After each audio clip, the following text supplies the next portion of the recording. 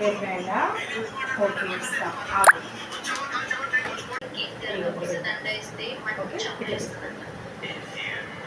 okay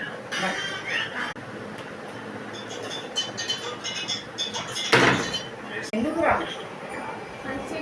function వెళ్తున్నావా okay ఇస్తాం నిల్చో chain పెట్టుకో ఏ తీసుకో మీ మమ్మీని పెట్టుకో